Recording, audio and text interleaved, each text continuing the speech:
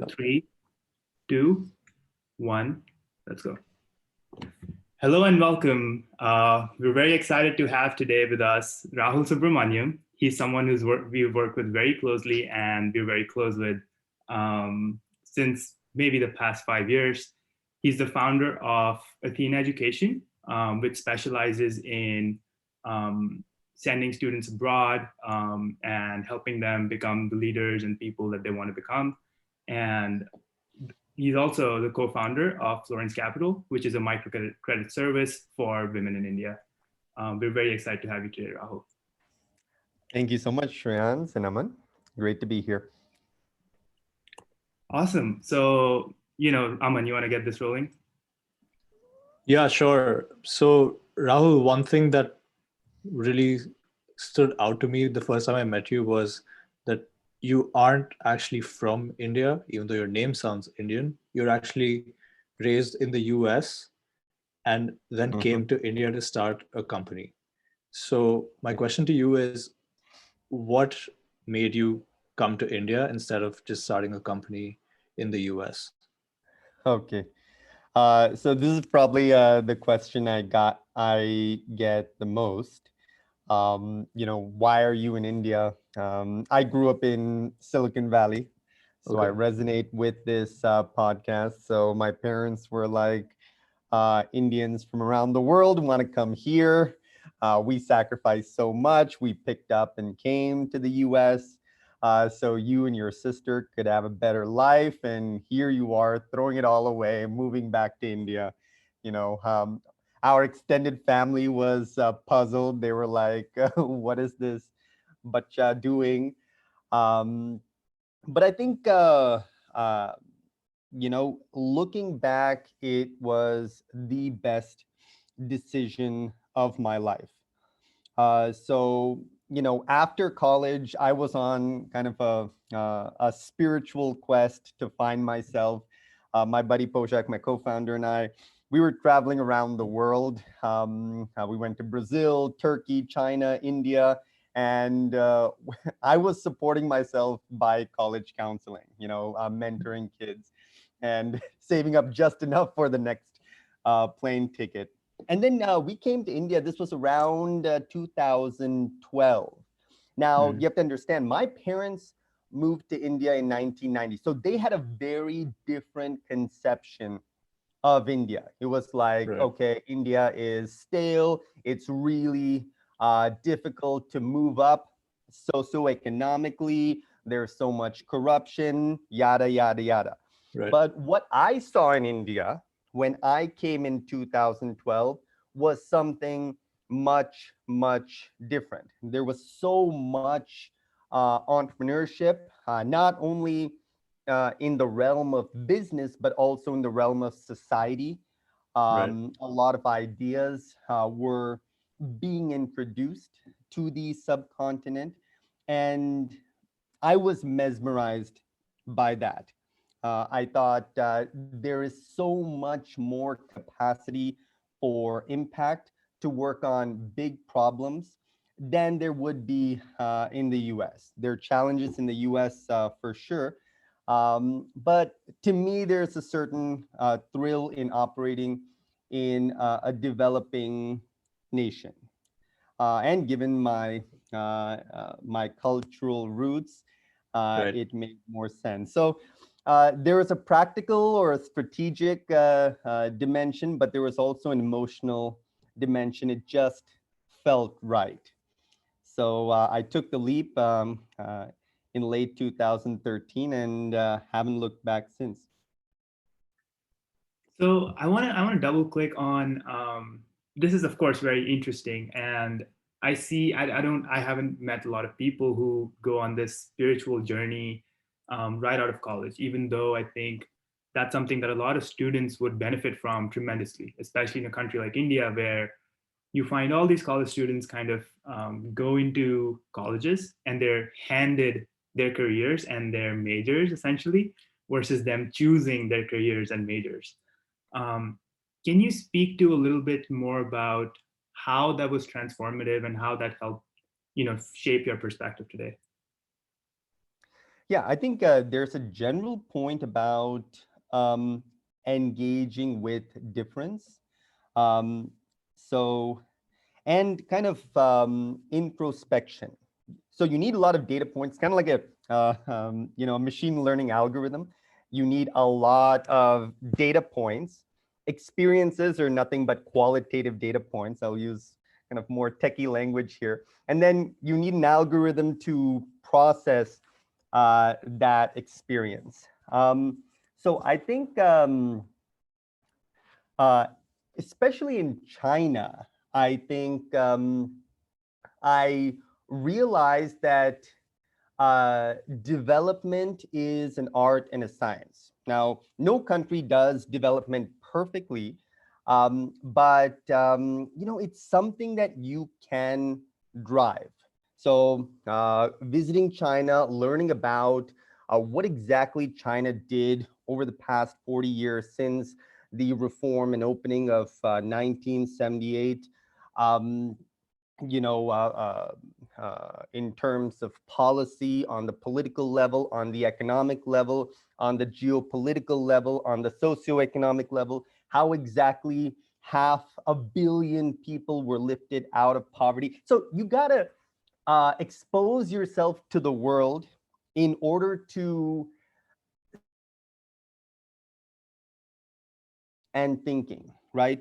I haven't gone to Japan, but I think I heard through these travels that children in Japan, there's very little janitorial staff in Japanese schools because children kind of perform janitorial duties. They mop the floors, they clean up.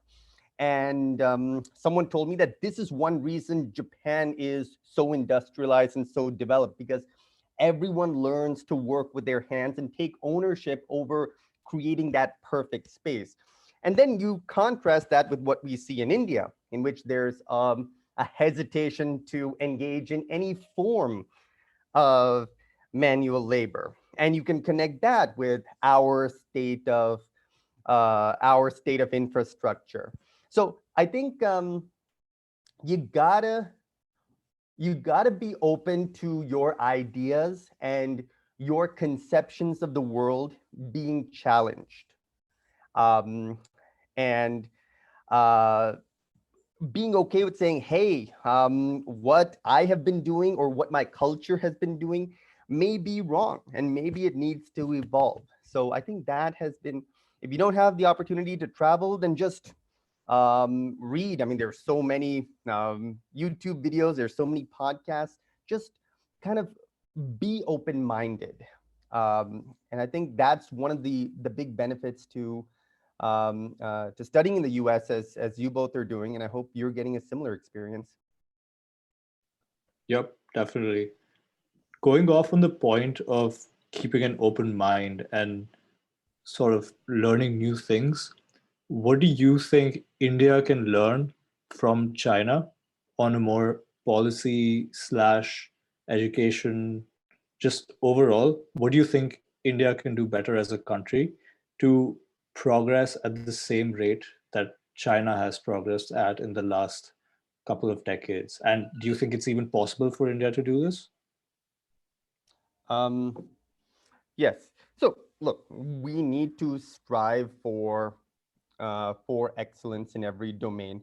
If you actually look at the decisions China and India made in the mid 20th century, I'll speak on education because that's one thing I know. Right. China and India took diverging paths. So Nehru invited, the chancellors of MIT and other elite US universities and established the IITs, right? Which was great, but there was comparatively little investment in universal primary education. Mm. And that's the direction that China and many of the East Asian economic miracles took. And I think that was an oversight, especially in a democracy. You need universal public education. It's a significant investment, but it's the responsibility. of the leadership. So that's perhaps something we can work on in the coming decades. So you can look at these little case studies, these little divergences, and then take them out a few decades and see what the effects have been, and use that to, revise your own policy-making, decision-making process.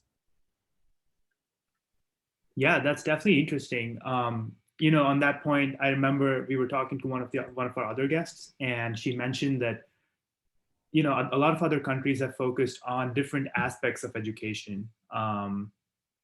And for example, Singapore has focused on just the primary education, just excellence in their education system, and then America has focused on the sort of exploration in the education system. So India needs to find that niche. India needs to find what area of education it needs to focus on, and that again ties back in very well to what you said, which is we need to invest in our public education. We need to invest more in making sure that every kid gets an opportunity to study however he or she wants. On that note, I do want to segue into your venture, Athena, and talk a little bit more about what you're doing. For our audience who doesn't know what Athena is, could you speak a little bit about what you do at Athena and how it came to be? Absolutely. So the objective, the mission, the vision of Athena is to transform students into the scholar leaders of tomorrow and get them into the most excellent universities in the world. It's that simple, okay? It's not just about admissions, it's about transformation. So we have this dual bottom line. So it happened when, my co-founder and I were exploring various entrepreneurial opportunities in India back in 2013. And, we were informally coaching the children of some of our contacts. And all of a sudden, one of our mentors told us, "What are you doing? Nobody's doing this in a professional, process-driven, personalized manner. You got to go hard on this. You've got something here." So that's what inspired us to double down and build it into an institution as opposed to just an informal consulting gig. And over the years, I think it has evolved and become more holistic. So in the past few years, we have seen a profound change in how students and parents, especially in Delhi, Mumbai, Bangalore, the big metro cities, perceive education. Traditionally, Indian education was purely theoretical and unidimensional. Beta, you study engineering or medicine. If you can't do that, do commerce or humanities or art. God forbid art. So there was this unfortunate hierarchy, which I am glad is being questioned. I think as the Indian economy evolves, we realize that, there's an important place for the arts and humanities. I mean, even if you're developing an app, it can have a solid backend, but if it doesn't have a phenomenal UI UX and doesn't delight customers, users, you've got a problem, right? I like to say, what's the difference between a 3-star hotel and a 5-star hotel? It's the UI UX, right? It's not the engineering. The architecture is the same. The building materials are the same, but the UI UX makes all the difference. So I think the Indian economy and education system is slowly evolving. It's becoming more multifaceted. This traditional hierarchy is flattening. And I'm glad to see that there's a more practical edge. And you see that in the IITs. You see that in CBSE practicals. We're moving in that direction, which is really, really heartening. I remember kind of a funny story. When I was growing up in the US, I had this constant sorry, I'm jumping around a little bit, but I'll come back to Athena. I had this constant tug of war between my cultural rootedness, my parents wanting me to retain my Indianness, and all my American friends doing American things. So I had a couple friends who asked me, "What are you doing over the summer?" And I'm like, "I'm studying for the SATs." And they were like, "Oh, okay. We're gonna work as waiters in this local restaurant." So I was like, "Oh, that sounds super cool. I'll earn some pocket money." So I go up to mommy and daddy and I'm like, "Can I work at a restaurant this summer?" And the look they gave me, you know, This is what we immigrated to the US for. I might as well have told them that I started dealing drugs. They were just flabbergasted. So, but I think that they've changed a lot over the years. But I think that speaks to this cultural bias we have. That kids should only study. And of course, no, you should study. You should get your A's. I'm not denying that. But there's a value to a 16-year-old being a barista or being a waiter for a summer, right? Learn the discipline of hard work, the integrity of hard work. It's tough out there, all right? And I think, especially for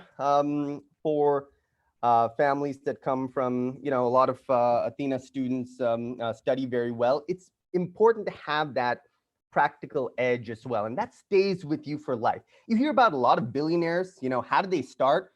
And they'll tell you stories about cycling, bicycling around the neighborhood, selling newspapers when they were 12 and knocking on doors, being like, "You want to buy a newspaper? No, go to the next door. You want to buy a newspaper?" And you learn to sell, and you learn not to let rejection get to you, and keep pushing, and develop that discipline and that diligence. So that's the benefit of working any job early in life. And that's also a change we're starting to see, although I think we can see more. Coming back, Athena is also about introducing to the Indian education landscape these more progressive ideals, which connects to development. Ultimately, development stems from education and a more holistic, multifaceted kind of philosophy of training. And that's what we hope to spark. No, definitely. For me, I think, I thought Athena, because Aman and I have been through Athena. And for me, personally, it was the most transformative experience of my life. There's several times when I look back and I think about the person I was before Athena, and then the kind of people I met at Athena, and the process that we went through at Athena, especially with you back when, Athena was still small. I think it has expanded quite a bit since then. We see all the fancy offices that you've moved into, all the nice stories and LinkedIn posts that are coming up about how great Athena is doing. But I think, I'm sure that it hasn't lost that spirit and that edge that it still has. And I'm truly glad to have been a part of this. Wonderful.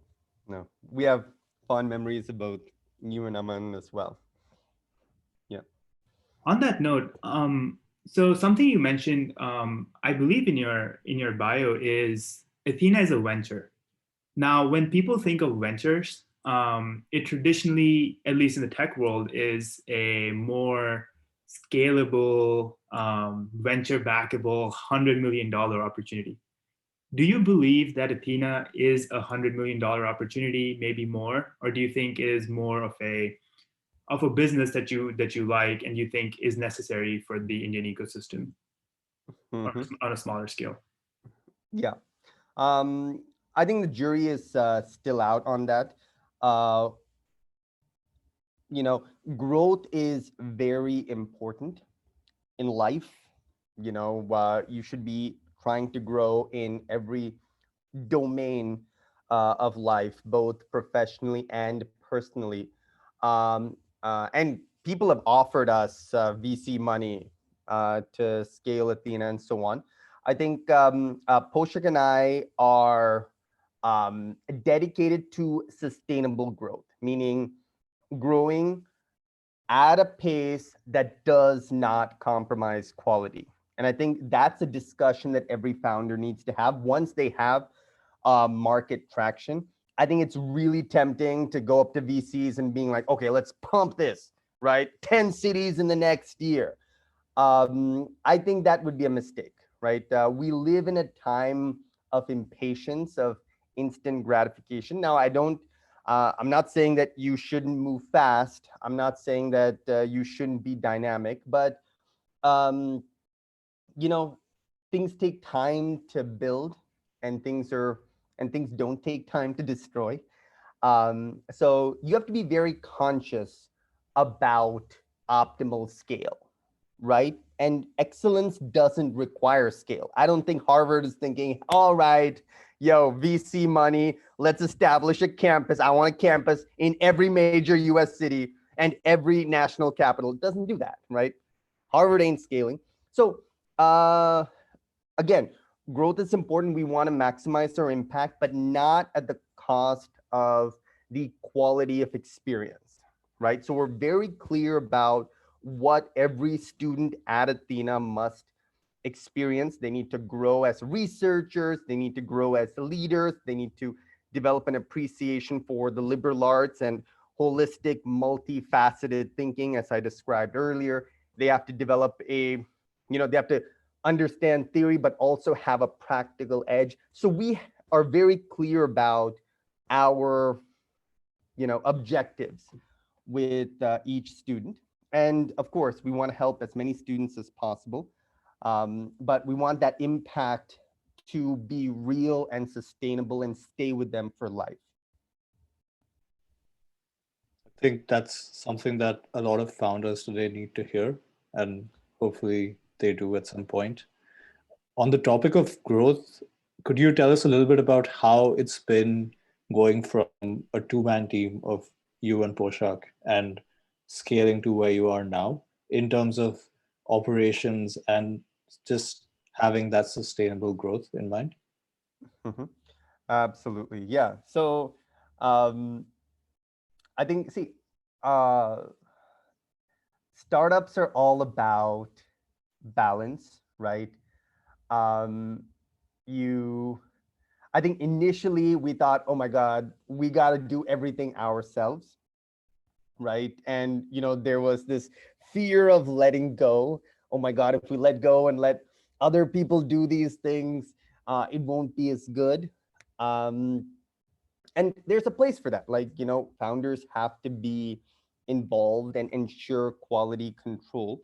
But our journey has been a journey of being clear about the types of people we want to work with, all right, across both companies. What is our culture, right? Beyond just the skills, we need team members who resonate with, who have the same beliefs, values, and ideals as we are. So I think number one, we're getting very good at recruiting, and I think that's super important, right? It might be really tempting. You're starting a company and you're like, oh, somebody applied to be a head of engineering. He's from Berkeley, or he's from Georgia Tech. Oh, phenomenal. He's got a great pedigree, studied computer science. Let's go. But there have been so many co-founder issues. You've probably heard of them yourself. So you really have to think, okay, great. But you have to ask the big questions. What do you want out of life, right? Is this company just about a 2-year gig to add to your resume and then you're going to flip? Or do you believe in the team? Do you believe in the vision? And are you going to stick it out for 10 years until this venture is self-sustaining, right? So you have to get philosophical when it comes to organization building, right? You can't be too attached to labels. Excellent universities have excellent experiences, but sometimes people develop those experiences. People get that knowledge and those skills through other life experiences. You can't be rigid in your thinking, but you have to do some hard thinking about what the organization stands for and whom you're gonna let in, right? And then the next thing I tell all of our team members is run with it, make decisions. All right. Sometimes you're gonna make decisions that I wouldn't make. It's okay. Sometimes you're gonna screw up. It's okay. We'll fix it together. All right. But you gotta give people that ownership, right? Because if you don't, if people have to run every decision by me or Poshak, we will never build an organization. We will never build an organization, right? And, I look at us, we made mistakes and we just bounced back. Okay, we made a mistake. Let's fix it. Let's move back. So you got to give other people the same leeway. It's cool. Take the fear out of it. Make a decision. I'm going to back you up. And if you screw up, I'm going to be there with you. But I want you to make that decision. And I think that philosophy has transformed our organizations because it has kind of unleashed the creativity and ownership of everyone across the organizations. So I don't know if I answered all the parts of your questions, but I think this is this It was a big part. has been the biggest insight. Yep. Patrick Collison had a great quote on the philosophy of hiring. So for those of our listeners who don't know, Patrick Collison is the CEO of Stripe, which is one of the, in my opinion, one of the biggest and best private startups in the game right now. His quote is along the lines of saying that when you're hiring someone especially for your growing company, you're not just hiring that one person and influencing that decision, you're also influencing all the hires that hire is going to make. So for instance, you hire that one person, and if that one person becomes your head of recruiting, they're going to influence the entire landscape of your organization. And so you have to be comfortable with taking the time to actually recruit people. It's not a race to see who has the most employees in 10 years. It's a race to see who has the best product on the market. And that's, I feel, something that really spoke to me in what you just said about hiring at Athena. So that's really great to hear. What are some challenges that you face with the organization so far in terms of these challenges? Could be in terms of hiring, in terms of students not getting desired results. What are some challenges that you face so far? I think what we're striving to do is become a one-stop shop. So I think identifying great talent is a challenge for any organization, right? And we have 3 members in our HR people and culture team who are always sourcing great talent.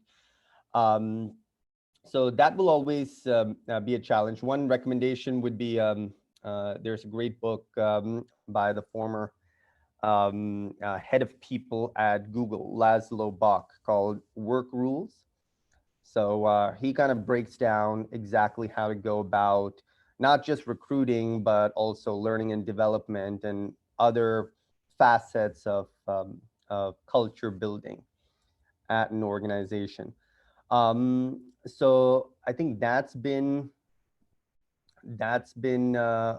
one challenge we've been working on over the past couple years, and then just kind of we're fortunate we got some success a couple years in. We cannot rest on our laurels, right? We have to keep innovating, right? Because everything we do at Athena, and we get our kids in, everybody copies that the next year, right? I like to say that our biggest competition is the Gurgaon Moms Facebook group because, right, all our success stories are spread through these networks or the Secondary School Moms Network. So we need to and this is the case for any organization. I think you can't get complacent, you can't get arrogant, and uh, uh, and I got to give a lot of credit to my partner Poshak.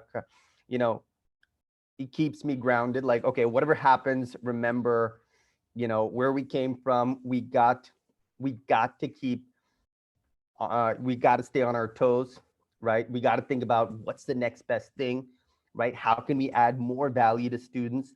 So this last year, we launched kind of an internal research program. We're coaching every student to compose 25, 30-page research papers, which will be great. They'll be far more prepared for college, right? We have tech consultants and art consultants. We check in with students more frequently. We built this space. We have multiple workshops per week. So always thinking about, not just thinking about, okay, what are other people doing? Are we matching them 10% more? No, don't think 10% more, think 10x more, right? How do you become the best mentorship program in the world? So I think the challenge is always holding yourself to that really, really, really high standard, and making it fun and exciting. Like, okay, wow, we've got this mission, and these ideas we're developing can be used to inspire a broader transformation in education. It's not just about the set of students we're coaching at our institute, but we see these ideas. Of course, there's the business angle, but there's also the social angle. That's why Athena is a social initiative. We want, to have a much greater impact beyond our immediate clients. So I think kind of keeping that flame alive, keeping the spirit of a startup even as we grow, kind of goes back to what we were saying before. Kind of sustainable growth is what I wake up every morning thinking, and that's the last thing I'm thinking about before I go to sleep. How do you maintain this quality and not maintain, but take it to the next level? That's awesome. I can't imagine the kind of effort it takes just to, this is a mentorship program, and how you really get to the student and how what you can offer to the student needs to increase every year. That's just to keep competition at bay. That's not even, that's not even to outdo yourself. It's just to stay at the top. A lot of athletes, if you talk to them, they tell you how it's far easier to reach the top than it is to stay at the top. Yeah. And I believe even at Athena, that's definitely the case. And maybe, for some of our listeners, I know Athena has had some really great admits. If you want to talk about some of the universities that they've been admitted to in the past years, and even this cycle perhaps, because this is the time that a lot of admissions come out. Sure. I mean, again, we over the past few years, we got students into every one of the Ivies, quite a few into each. Oxford, Cambridge, of course, the other top 20 universities, Berkeley, Georgia Tech, Rice. We just got like 18 students into UIUC a couple weeks ago, almost all of them for engineering. So quite happy with these results. But again, we can't rest on our laurels. Yep. Competition is fierce, and we got to keep upping our game. Definitely. And, one thing that I did want to ask around this is, how do you spot these students with talent, or that students who you think have a great potential to, grow as leaders and talented people in their fields? A lot of our audience members might be wondering, how can I develop those qualities as a high school student and excel at college, or excel in the things that they want to do? And how do you develop these at Athena? And what is your process? What's your mental model for spotting such people, for such students? Okay. There are probably 3 qualities that are the most important, right? Number 1 is intellectual vitality, right? Which is a big word that just means, like, do you love learning? Like, are you curious? Here you are on a Saturday night, guys, just like running your podcast. Like, that's intellectual vitality. I want to learn. I want to grow. Okay. Number 1. So Actually, that's more curiosity. And then number 2 would be ambition, right? Like I just want to push. I'm not satisfied with the status quo. I don't just want to like, of course, there's a time to party and so on. But if that's all you're doing and you have no other ambition, then it probably won't be a good fit at Athena, right? And the third thing we look for is humility, right? Are you teachable? If I or anyone on the Athena team were to tell you, nah, you're doing this wrong, buddy, you got to change this. Are you going to be like, well, I'm not going to change. Who are you to tell me? Or is it going to be like, yeah, absolutely, I'm going to work on this over the next week. You're going to see a difference, right? Or if we, if we critique an essay, are you just going to mope around for 2 days? Or are you going to be like, okay, wow, I learned so much about writing. I'm going to revise this and I'm going to come back stronger and I ain't going to make these mistakes again, right? So intellectual vitality, kind of curiosity, engagement, ambition, having high standards, and humility. I think these are big. And how do you develop them? I think there are 2 ways to develop any quality. Number 1 is through very honest introspection. What do I do, right? Am I humble? Let me think about what I think, what I say, what I do. Let me take feedback from other people. So that's important. Being super honest with yourself and reflecting on your experiences. And then number 2, and this came up in one of our other recent discussions, Shreyans, you are the weighted sum of the 5 people you hang out most with. I remember that. Okay, so seek out a community that has the skills you're looking for, right? You want to develop discipline, like maybe hang out with athletes, right? You want to you want to be more creative, hang out with artists and ask them about their creative process. How do you get good ideas, right? How do you produce these works of art?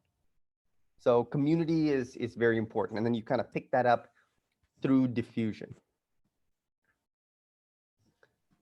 I think community has been a big aspect in your entrepreneurial journey as well, because besides Athena, you've also started Florence Capital with your co-founder Poshak. So please tell us a little bit about Florence Capital and the work that you're doing there, and more importantly, how you're even able to balance Athena and Florence Capital at the same time. Yeah, well, there are 2 of us, Poshak and me. So, so I would say Florence is really interesting. We've got 2 objectives with Florence. Number 1 is that credit is very hard to come by in India. Only about 20% of Indians have a CIBIL score, a credit score, and can get credit cards or can get personal loans from banks, right? But there are a lot of people in that remaining 80%, good, hardworking people who struggle, right? If they need a personal loan for anything, whether it's medical expenses or tuitions for their children. So number 1 is we want to make credit more accessible. Now, Florence is interesting because it's a women-only finance product. So the second objective is specifically to empower women, to give them opportunities through finance. A big part of the disparity that we're experiencing today, especially in India, is rooted in finance. To this day, in all kinds of families, regardless of socioeconomics and other factors, it's very common that the vast majority of inheritance goes to male children and not to daughters, right? Which creates a lot of challenges for them because then they feel financially dependent. They are financially dependent on their husbands, and therefore can't take many decisions and and have to put up with a lot. All right. So the 2 objectives are to make credit more accessible, especially to young women, young working professionals, who want to grow. I remember the very first loan we dispersed through Florence. It was a young woman in Delhi. She ran a tuitions center out of her basement, right?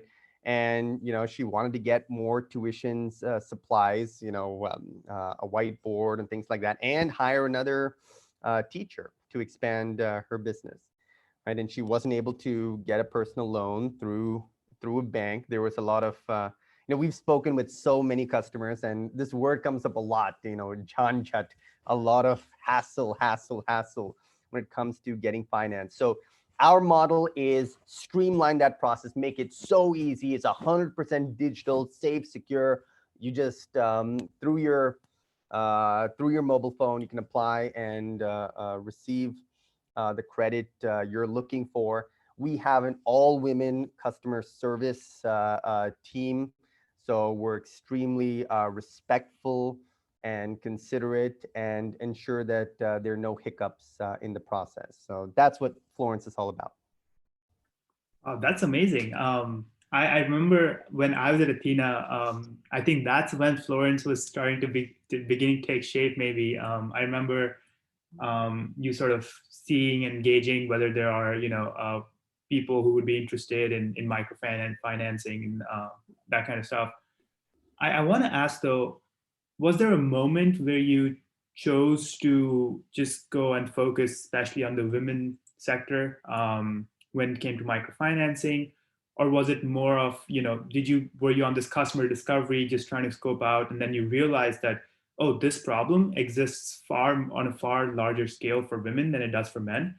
And, as a platform, our focus can be, completely on women, and this can be something that can build out.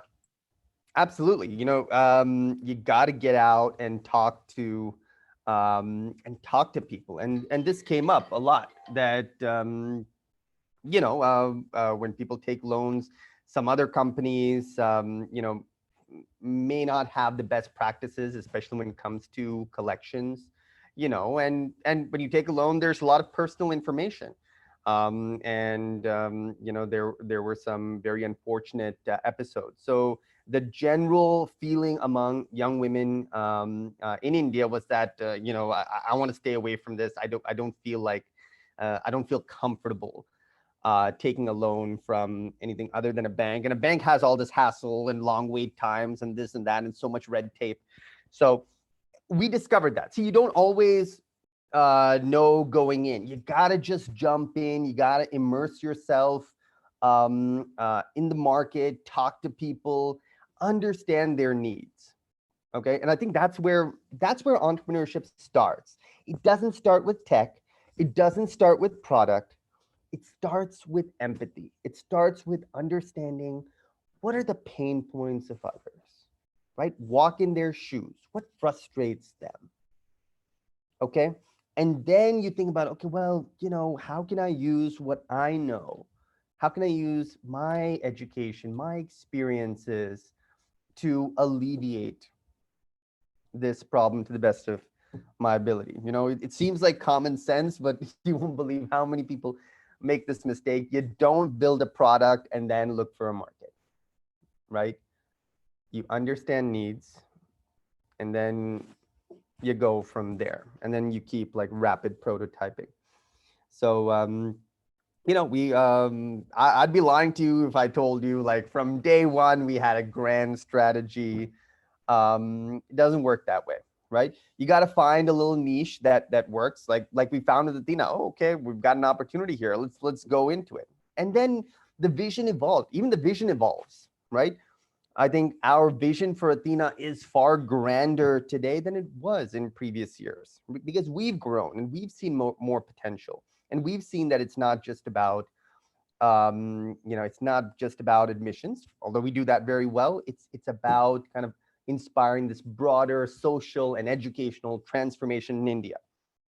And I don't think I had that clarity before, right? So going back to the honest reflection and just jumping in, okay? And same with Florence, we started we started with education loans, maybe education loans, this, that. We tried different things. We went into the market. We tested different products. We spoke with users, and this evolved, and it'll continue to evolve.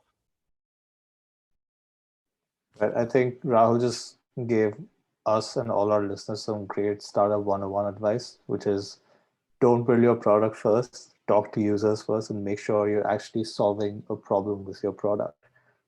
On that note, what do you think are the differences between building a software product like Florence, where you said that women are accessing loans through a mobile phone, versus a more brick and mortar business in India today, like Athena?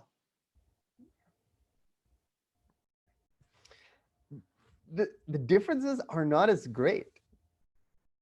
I mean, it seems like, they're two completely different industries, and they are, right? Right. But you'll be surprised how many lessons are transferable. Providing an amazing customer experience, the same. Kind of recruiting, learning and development, the same. How to formulate strategy, the same. Being process driven and oriented, the same.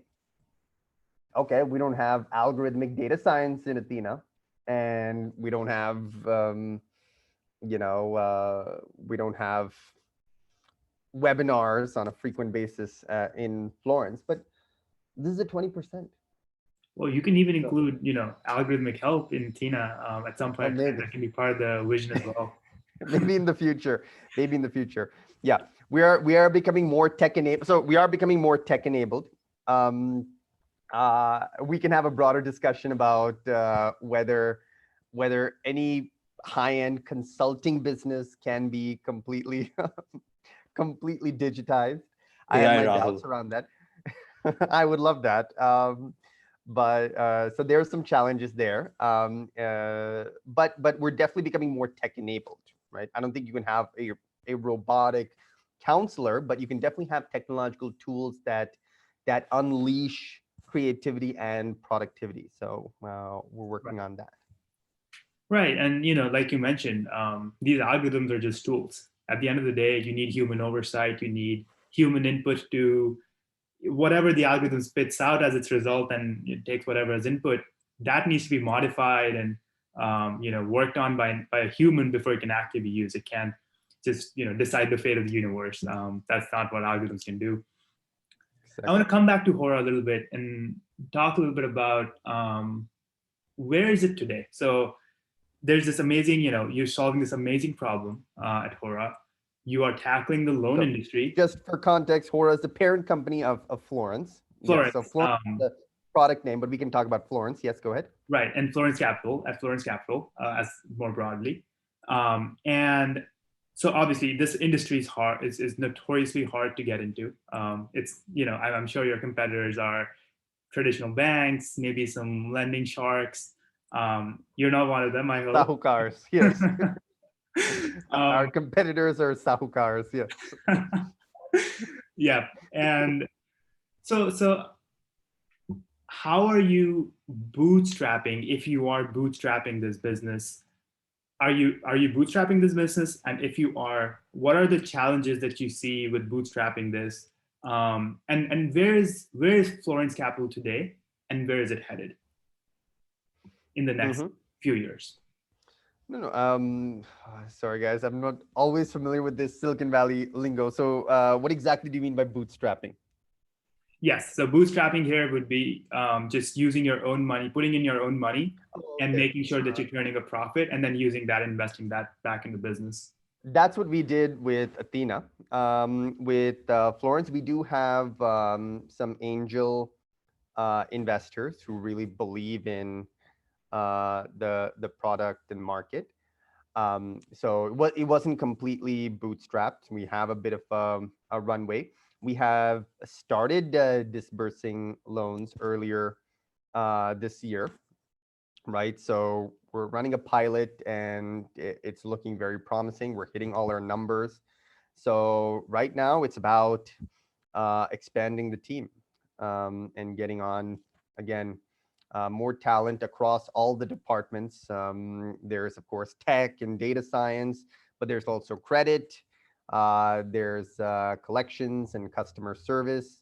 And then, of course, the people and culture, law, accounts, and other team members. So we've got a fantastic squad that's growing sustainably. And we look forward to completing that pilot this year and then moving on to our next funding round. That's pretty great to hear. And so are you hiring right now actively? Well, I would say that, yeah, I mean, if you're looking for a summer internship and this sounds interesting to you. Oh, sorry, I missed a very important department at Florence, the growth department, that's really going out in the community and engaging and collecting these stories and promoting the brand, being a steward of the brand. And our growth head is doing some great work, as are the other heads. So yeah, whether you're interested in tech and data science, or you're interested in sales, marketing, growth, or credit assessment, you're an econ guy, or more business operations and strategy, something for everyone at Florence, especially for former Athena students. Open invitation. Thank you so much. So how do you, what is the opportunity here? So how do you broadly see, what is the overall market opportunity for Florence in the next 5 years? Where would you be, happy if you're working at Florence? Where would you want to be in 5 years? What do you think? Yeah, I mean, we want to be a pan-national brand and kind of the industry standard for digital microfinance loans for women, right? It's like, you think, I want a loan, Florence. It's a seamless process. It's immediate. I get what I'm looking for. I'm treated with respect, right? It's an all-female customer service team, as I mentioned, and there's no jhanjat. I want every young woman from 21 to 35 to think, okay, I have some capital needs, a short-term loan, personal loan, need these expenses. I want to purchase this. I want to purchase a scooter for my new job, so I go to my new job. I want to purchase a business suit for my new job, or for my children's education. I want to start them off in a new school. I want to get them a nice school uniform, a backpack, whatever. There's so many needs.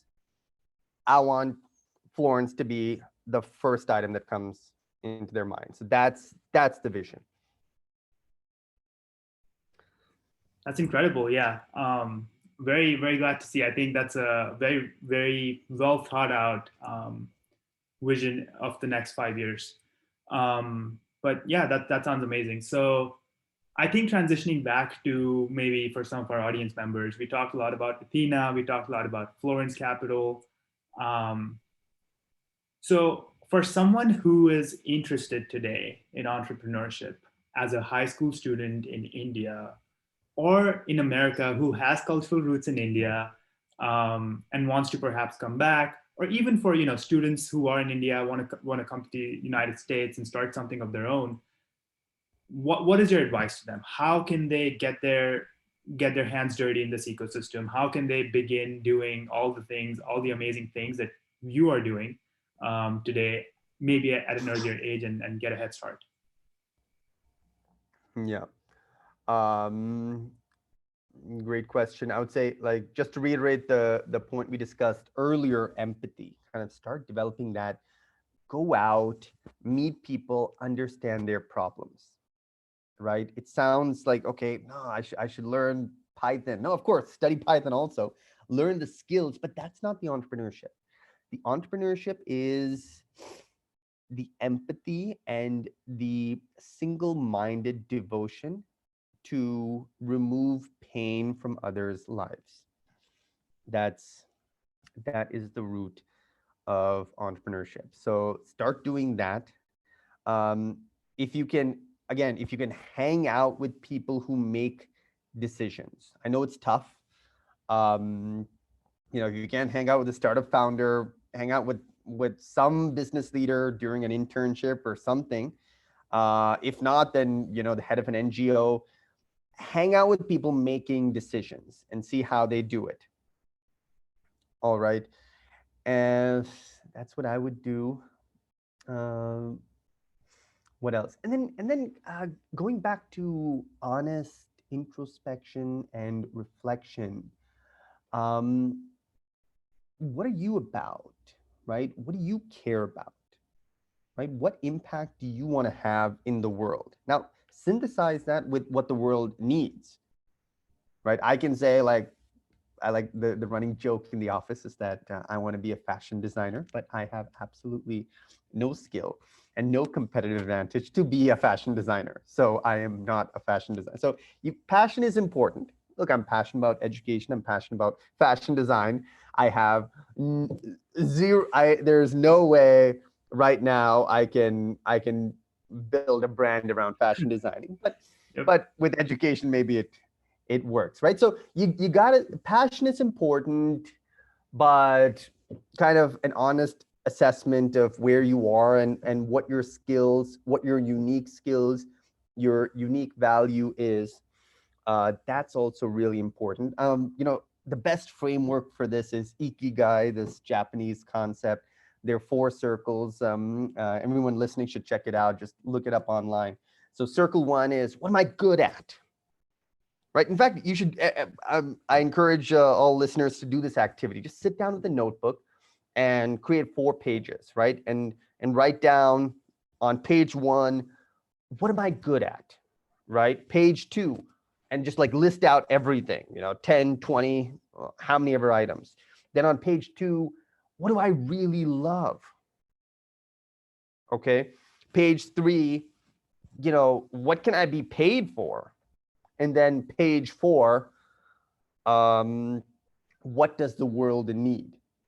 Right. So if I were to do the Ikigai for myself, well, with fashion, do I have ability? Absolutely not. Do I have maybe a little bit? Do I have passion? Yes, absolutely. Would people pay me for it? Absolutely not. And does the world really need it? Not really. Not really. Okay. Yeah. But if I take education, am I good at it? Yeah. Am I passionate about it? Yeah. Can I get people to pay me for it? Yeah. And does the world need it? Yeah. So I think those are some great takeaways. I think this entire episode, if I were to distill it into one phrase, it would be entrepreneurship 101. I've certainly learned a lot about introspection and empathy, and I hope our listeners will as well. So thank you, Rahul, for coming here and giving us your wonderful gyan. okay. Thank you. Always a pleasure, guys. It's really fun. Thank you both so much.